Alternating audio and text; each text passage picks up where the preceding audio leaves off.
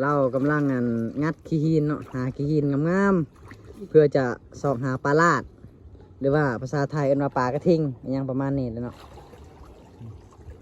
นี่เนาะโอ้บ่าวคอนกำลังมุดหาปลาเนาะเพิ่นเอาไฟทรายแยงไว้ในถ้ำเนาะถ้ามีกะเพิ่นจะเอาหน้ายิงเลยเนาะอากาศร้อนเหมาะจังซี่แหละทุกคนนี่ปลามีแต่ปลากดแล้วก็ปลาเคิงเนาะแล้วก็ปลาลาดหลายอย่างเลยปลานี่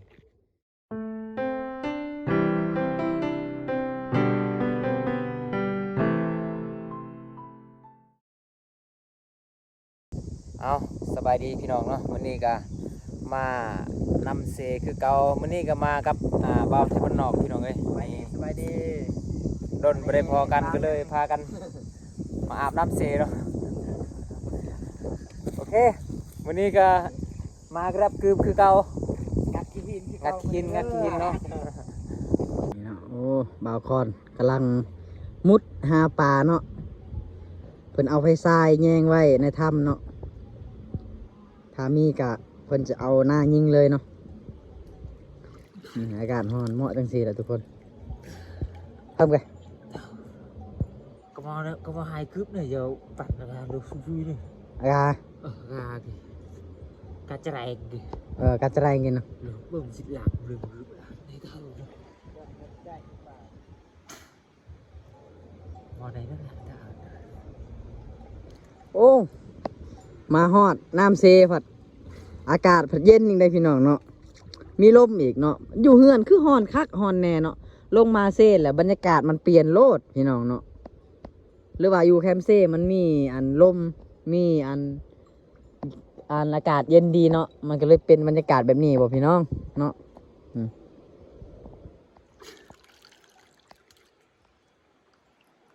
ยังมาเจอปลาเลยเนาะ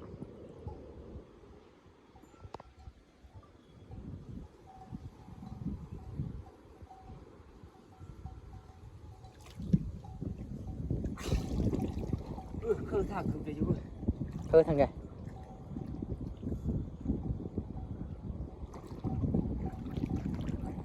นี่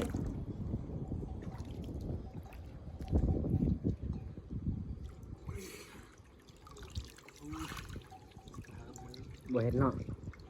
บ่เจอเลย บ่เจอเลยปลาเนาะทุกคนเนาะ tự nhiênบ่เจอเลย นี่แหละชีวิตบ่าวคอนแต่ละมือเนาะหาอยู่หากินเนาะสู้ลูกสู้เมียพี่น้องหาจับปลาจังซี่แล้วพี่น้องเอ้ยเนาะช่วงนี้ก็ยังของกินของอยากซื้อมือนี่ก็แพงเนาะพี่น้องเงินเฟ้อน้ำมันก็แพงขึ้นของกินของอยากก็ต้องหาเอาเองจริงๆแล้วถ้าที่ซื้อกินนี่โอ้จักสิเอาเงินมาแต่ไสเนาะบ่าวคอนก็ดำรงชีวิตตามเซตามห้วยตามสิแล้วถือกองให้เพิ่นเนาะมันนี่เนาะ เป็นตะกอนมันนี่ เป็นตะกองให้มันนี่เนาะ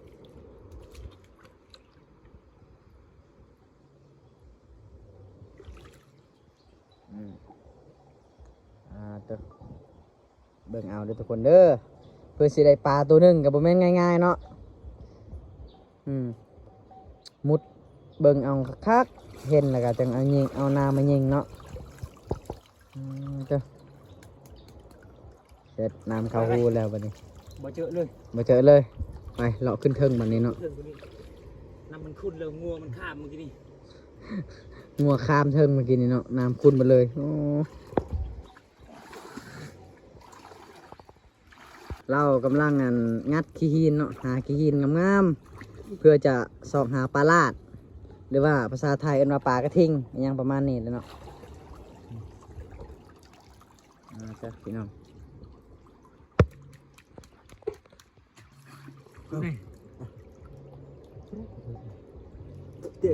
กำลังสอบหาทำเนาะทำตัวงามๆแล้วก็งัดโอ้ลงเส้นเนี่ยอากาศเย็นดีคักขนาดทุกคนจนบ่อยากเมื่อเลยเนาะ แต่ว่าน้ำยังขุ่นเนาะเพราะว่าเขาเจ้าน่าจะเอาขี้ทรายหรือว่าดูดขี้ทรายอยู่เทิงเนาะประมาณนี้แหละก็เลยน้ำเฮ็ดให้น้ำมันยังขุ่นอยู่เนาะ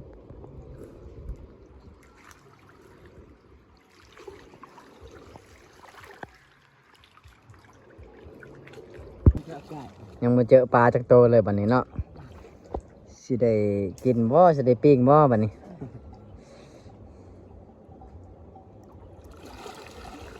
ไปแล้วบาวพรมุดตามน้ำไปเลยเนาะ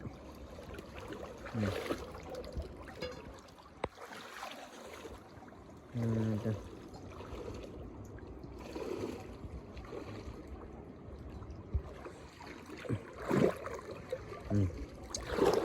น้ำยังขุ่นเนาะเห็นบ่บาวพรมาเจอปลาเลยเนาะหรือว่าบ่ม่านเนาะบ่ม่านบ่จักเนาะเบาไทยบ้านนอกมามื้อนี้เนาะปกติเราไปแต่ละเทื่อเราพอได้ปิ้งเลยทุกคนแต่มื้อนี้บ่จักเนาะไทยบ้านนอกมาแล้วก็บ่ม่านบ่จักเนาะ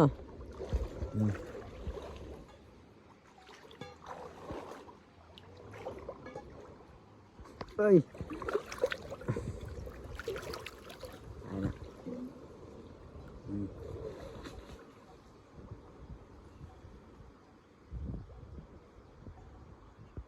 บ่าวคอนจะทำการงัดขี้หินอีกแล้วเนาะมันนี้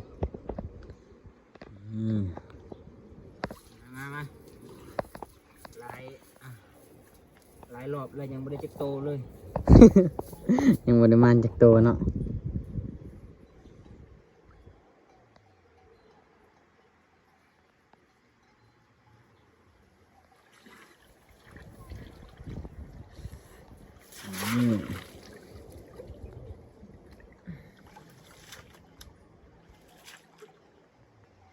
อากาศร้อนเหมาะกับอยู่ตามน้ำจังสิแล้วเนาะเป็นป่าสบายเนาะจะหนาวจะร้อนจะฝนก็อยู่น้ำคือเก่า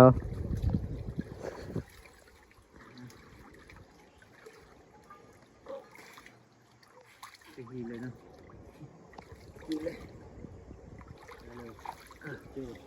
เจอ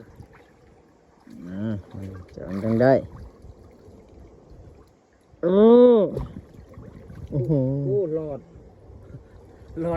แล้วตัวหนึ่งวะปลายังวะ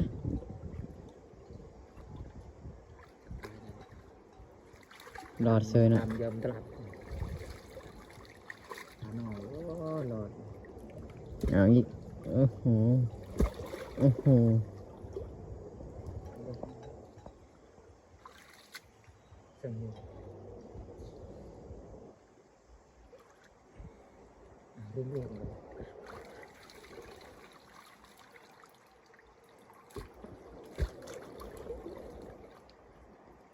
แห้งขนาดเนาะ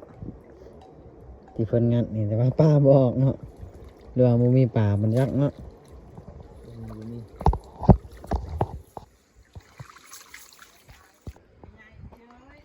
เอาตอนนี้ก็พากันขึ้นแล้วพี่น้องเอ้ยเพราะว่าเมื่อกี้นี่แมนบได้ถ่ายจำเนาะทำบิดแมนให้บ่าวไทยบ้านนอกเป็นมือกองให้เนาะแต่ว่ามันบ่ได้เนาะก็เลยพากันเอาโทรศัพท์ปะอยู่เทิงแล้วก็พากันบุกเนาะพากันไผก็พากันดำน้ำมืดก็เลยบ่ได้ถ่ายเนาะเพราะว่าตอนนี้ก็พากันขึ้นแล้วก็ได้อยู่เนาะที่นี่บ่ได้ถ่ายมาครับชมตอนได้ซื่อๆแบบนี้สบายจังบ่ได้เมื่อยเบิ่งเนาะมาเบิ่งตอนได้ปลาเลยแบบนี้นี่ปลามีแต่ปลากดแล้วก็ปลาเคิงเนาะแล้วก็ปลาลาดหลายอย่างเลยปลานี่ รวมเข้ากันเลยวันนี้เราจิมาปั่นกันเลยวันนี้4 คนเราบ่ฮู้ว่าสิได้ภูละจักโต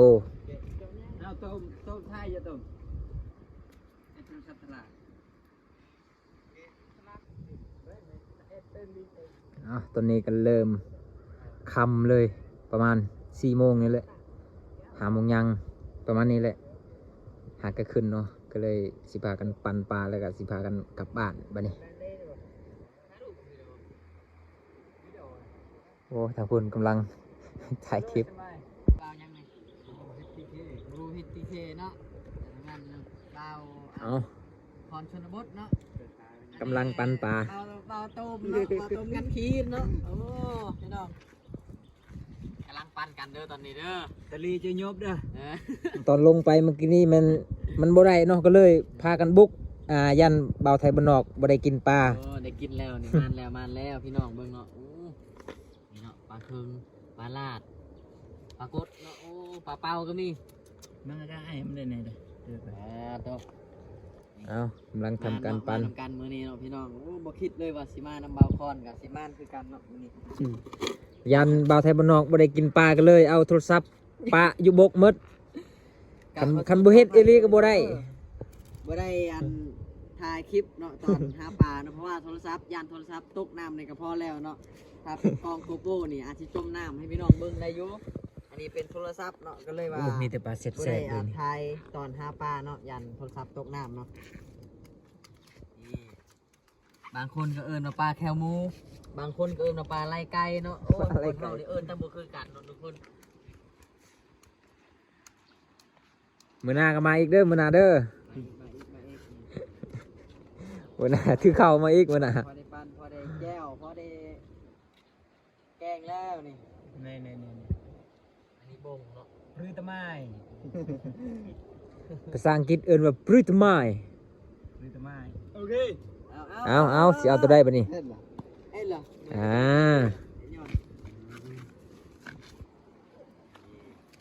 เอาตัวลายๆแล้วผู้เอาก่อนนี่ เออ เลือกเบิ่งตัวลายๆเลยแล้ว ตัวเอาตำรา ตัวใหญ่ๆ ไปตัวน้อยเนาะ ตัวได้ตัวน้อยๆจงให้ผู้ทางหลัง เอาไหม เจ้าเอาเลย บ่เฮากินตลอดได้เฮาให้เจ้าเอาก่อนรถ เอากินตลอด อ้าว เว้ยยำตะไบอีกเจ้า เอาขัดแย้งกันเลย ระหวัง3ประเทศนี่ยังขัดแย้งกันเลย ประเทศอิหร่านอเมริกาเนาะเวียดนามใครสิเอาก่อนเนาะ เอาก่อนก็ได้ จับ เบิ่ง เออมาก่อนจับ จับกลมย่อน ตัดสินใจเอาก่อนเด้อบัดนี้เด้อ เอาเลย เอากระเทือนอยู่เบิ่งนี้แล้วก็เอาตัวนี้เลย โอ้คักๆนี่ นี่มานเด้บ่าวไทยบ้านนอกมามื้อนี้มานเลยเนาะ นี่เนาะ ปกติ มาเพิ่นเนาะเพิ่นเซียนหาปูหาปลาเนาะ เพิ่นอยู่แถว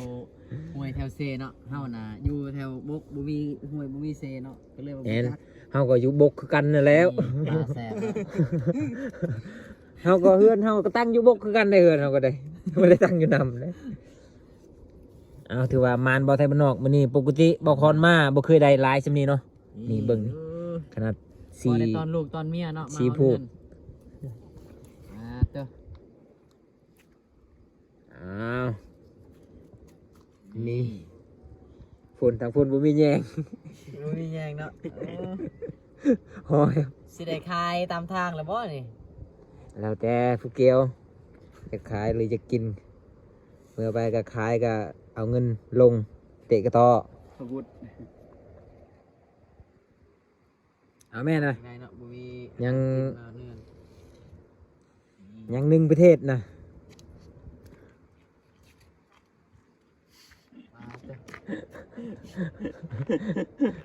นาจนแห้งหมดมือเนาะสำเร็จละโอ้เซบ้านเฮามันบ่ค่อย ตอนนี้ก็สิพากันกลับบ้านเนาะโอ้ตะเว้นก็สิตกดินเลย ไปแต่11 โมงพุ่นพี่น้องเอ้ยเบิ่งนี่โ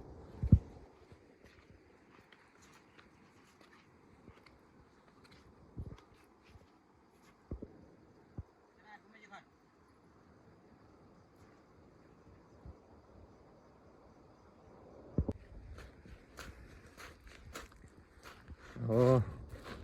ได้อยู่มื้อนี้พี่น้องเอ้ยคันว่าอยู่บ้านอยู่เฮือนนี่อยู่บ่ได้เลยฮ้อนนะดิช่วงนี้ขนาดแช่น้ำก็ยังฮ้อนอยู่เนาะอืม